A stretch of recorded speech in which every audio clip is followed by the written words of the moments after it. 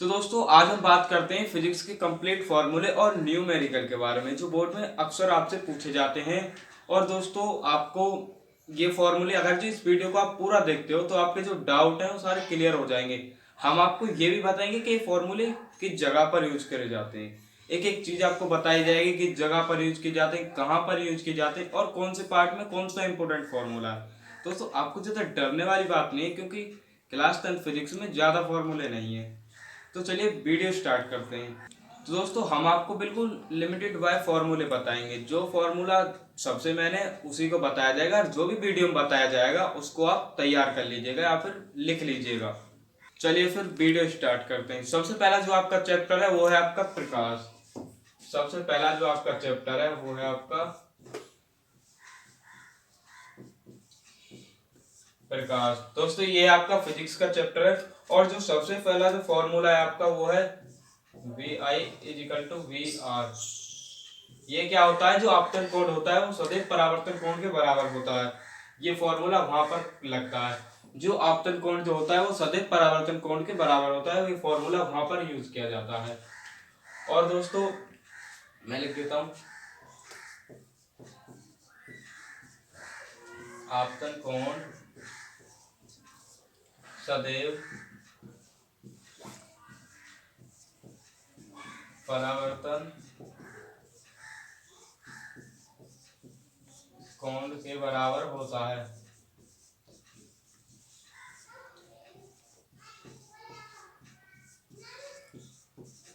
जब आपसे पूछा जाएगा, जब ये सेकंड फॉर्मूला है वो है दोस्तों आपका n is equal to sine I और साइन बट्टे में आर। ये दोस्तों ये आपका फॉर्मूला है। ये दोस्तों आपका स्नेल का नियम है। ये आपका स्नेल स्नेल का नियम। दोस्तों जहां पर भी आपतन कोण पूछा जाएगा, जहां पर भी आपसे ये पूछा जाएगा कि आप आपवर्तन कोण में अपवर्तनांक निकालिए, तो ये फॉर्मूला वहां पर इस्तेमाल किया जाएगा। तो दोस्तों आपका थर्ड फॉर्मूला न्यूमेरिकल जो है यहाँ पर है, ये है n is equal to C V. मतलब किसी माध्यम की प्रकाश की चाल पूछी जाएगी। जब आपसे कहे कि फॉर्मूला भाई किसी माध्यम की प्रकाश की चाल निकालो, तो वहां पर ये फॉर्मूला इस्तेमाल किया जाएगा। दोस्तों जैसे n is equal to C V, किसी माध्यम की चाल प्रकाश की दी हुई है और उसमें कहा जाए कि उस माध्यम की आप चाल निकालो, तो यहाँ पर चाल नहीं तो यहाँ पर अपवर्तनांक दिया जाएगा कि उस माध्यम का अपवर्तनांक निकालो, तो यहाँ पर ये फॉर्मूला यूज किया जाएगा दोस्तों। तो दोस्तों अब आपका चौथा फॉर्मूला है वो है आपका वही n is equal to C V. दोस्तों ये थर्ड है, पर यहाँ पर क्या है कि किसी माध्यम में अपवर्तनांक दिया हुआ है और वहां पर हमसे प्रकाश की चाल पूछी जा रही है, तो उसे कैसे निकालें। तो जहां पर भी पूछा जाएगा ये फॉर्मूला वहां पर यूज किया जाएगा। मैंने पहले बताया है तो और बता देता हूँ। जब किसी माध्यम की, तो हमारी ये चाल हो गई। अब यहाँ पर जो प्रकाश की चाल कितनी होती है वो होती है 3 मल्टीप्लाई 10⁸ मीटर सेकेंड होती है। ये सब तो आपको क्लियर है। जब आपके प्रकार माध्यम की अपवर्तनांक पूछी जाए तो आपको ये फॉर्मूला लगाना है कि n is equal to C V. और जब आपसे पूछा जाए कि प्रकाश की चाल कितनी होती है, तो प्रकाश की चाल तो जरूर लाती है 3 मल्टीप्लाई 10⁸ मीटर सेकेंड होती है। ये बहुत इंपॉर्टेंट है। अब आपका जो 5वां है वो m2 is equal to M B minus v2। दोस्तों ये आपका, अगर आपको माध्यम की चाल पूछी जाए, पहले माध्यम जो चाल होती है वो दूसरे माध्यम की चाल होती है। इतना सिंपल दोस्तों, इतना सिंपल फॉर्मूला आप अप्लाई कर दीजिएगा। इतना सिंपल फॉर्मूला है ये आपका, ये आप अप्लाई कर दीजिएगा दोस्तों। आपका आगे जो न्यूमेरिकल है वो है आपका 7वां न्यूमेरिकल। दोस्तों आपसे पूछा जाएगा, दर्पण में एक सवाल आता है, दर्पण सूत्र का है वो, दर्पण यहाँ पर दर्पण सूत्र का है वो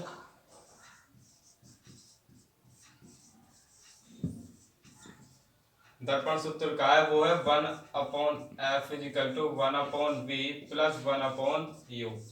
दोस्तों f क्या होता है, ये होती है फोकस दूरी, किसी वस्तु की फोकस दूरी। और हमारा v होता है प्रतिबिंब की दूरी। प्रतिबिंब की दूरी u होता है। और दोस्तों आपका जो u होता है वो होता है वस्तु की दूरी, वस्तु की दूरी। देखिए दोस्तों ये फॉर्मूला लगभग जो आता है इस एक सवाल में लगता है। यहाँ पर दर्पण का सूत्र होता है, ये एक सवाल में लगता है। यहाँ पर ये लगभग 5 नंबर में एक फॉर्मूला आता है। और इसका एक और आता है, ये है दर्पण, और एक आता है लेंस का। देखिए दोस्तों 1/f is equal to 1/v plus 1/u। F आपकी फोकस दूरी, वी आपकी प्रतिबिंब की दूरी, यू वस्तु की दूरी। तुम्हें कोई डाउट है? तुम्हें कोई डाउट है? सर ये फॉर्मूला दोबारा बता दो। देखिए 1/f इजिकल टू 1/v। मैंने आपको बताया है जो 1/f इजिकल टू जो सवाल होगा वहां पर आपको संख्या दी जाएंगी। जैसे कि फोकस दूरी आपकी 10 सेंटीमीटर, वस्तु की दूरी आपको निकालनी है, ये प्रतिबिंब की दूरी है सॉरी 15 सेंटीमीटर, आपको निकालनी है वस्तु की दूरी। तो आपको वहां पर दिया जाएगा कि भाई 1/f is equal to 1/v plus 1/u। इस सवाल को आप निकालिए। एफ क्या है आपकी फोकस दूरी, फोकस दूरी मैंने बताया वो होगी 10 सेंटीमीटर, 10 मीटर होगी। आप वी होगी आपकी प्रतिबिंब की दूरी, वो होगी 15, ये होगी 10 सेंटीमीटर और ये होगी 15। और आपको यहाँ पर दिया जाएगा कि भाई हमें ये वस्तु की दूरी निकालनी है। सवाल में प्लस लग जाएगा, आंसर आ जाएगा आप करेंगे तो। एक आपका सवाल होता है, ये सब क्लियर है? यस सर क्लियर है। ठीक है। अब आपका जो सवाल होता है, एक होता है ये आपका 5 नंबर में आएगा, इसे जरूर याद करिएगा। एक होता है आपका लेंस का। तो चलिए पहले आगे बढ़ते हैं। तो आपका अगला फॉर्मूला है, ये मैंने बताया था, एक होता है दर्पण और एक होता है आपका लेंस सूत्र। एक होता है दर्पण का, एक होता है लेंस का। लेंस के में क्या होता है कि यही सूत्र होता है, पर यहाँ पर जो है देखिए मैं लिखकर बताता हूँ। यहाँ पर पॉजिटिव है, वहां पर नेगेटिव है। यहाँ पर वहां पर क्या होता है 1/f is equal to 1/v minus 1/u। यहाँ पर जो है एफ फोकस दूरी है, वी प्रतिबिंब की दूरी है, और जो आपका यू है ये है वस्तु की दूरी। आपको समझ में आया? Yes sir. ठीक है। देखिए यहाँ पर क्या है, दर्पण में जो सूत्र दिया होगा उसमें हमेशा पॉजिटिव आएगा, ये आप याद रख लीजिए। दर्पण में जो सूत्र होगा वो हमेशा पॉजिटिव आएगा, लेंस में जो सूत्र होगा वो हमेशा नेगेटिव आएगा। बस आप इतना याद रख लीजिए।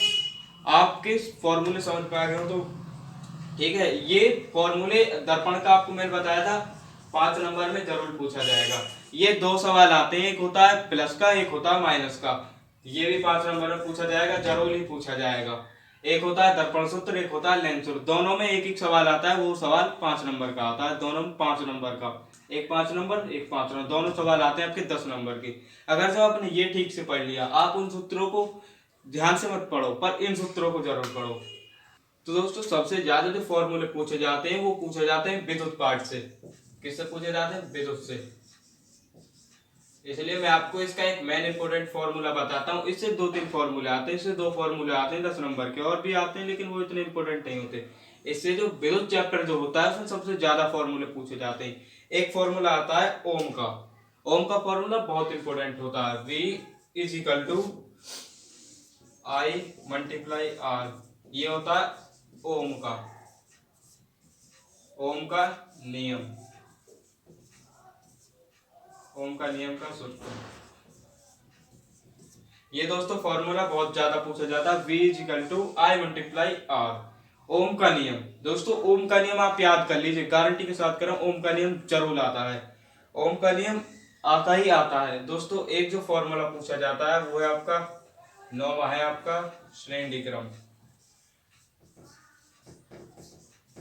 इसमें क्या पूछा जाता है कि इसमें तुलना करी जाती है। जैसे कि R है, R1 हो गया प्लस R2 हो गया प्लस R3 हो गया। ये ऐसे चलते ही जाते हैं, अनंत तक चलते जाते हैं, इनसे तुलना करी जाती है। जैसे कि मैं एक बताता हूँ, जैसे 1/R इजिकल टू 1/R1 यहाँ पर हो गया, प्लस 1/R2 हो यहाँ पर हो गया, प्लस 1/R यहाँ पर 3 हो गया, प्लस 1/R4 हो गया। ऐसे दोस्तों चलते जाते अनंत तक चले जाते हैं, अनंत तक। मतलब इनकी तुलना, इनसे तुलना करी जाती है। एक होता है श्रेणी क्रम लेंस हो गया। ओम का नियम दोस्तों, ओम का नियम आप जरूर करिएगा। एक नियम आप जरूर करिएगा, ओम का नियम, स्नेल का नियम बहुत इंपॉर्टेंट होता है। थर्ड चैप्टर में विद्युत में तो ओम का नियम बहुत इंपॉर्टेंट माना जाता है। और इसको आप ओम के नियम के साथ इसका वो भी लिखेंगे ना, सूत्र भी लिखेंगे, V is equal to I multiply R, ये इसका सूत्र है। तो आपको 100% 2 नंबर का है तो आपको 2 नंबर मिलेंगे। यदि आप ओम का नियम खाली लिखते हो 2 नंबर में से आपको 1 नंबर मिलेगा बस। और श्रेणीकरण का फॉर्मूला है 5 नंबर में आता है दोस्तों क्वेश्चन। 5 नंबर में इसके ऊपर सवाल बनते हैं, 5 नंबर में आता है आपका, इसके ऊपर सवाल बनते हैं बहुत ज्यादा। और ये जो है दर्पण के लेंस का, इनके ऊपर भी 5-5 नंबर की सवाल बनते हैं, अलग अलग सवाल आते हैं। दोस्तों चलिए आज के लिए इतना ही। वीडियो अच्छी लगी तो वीडियो को लाइक कर दीजिए, चैनल पर नए हो चैनल को सब्सक्राइब कर लीजिए।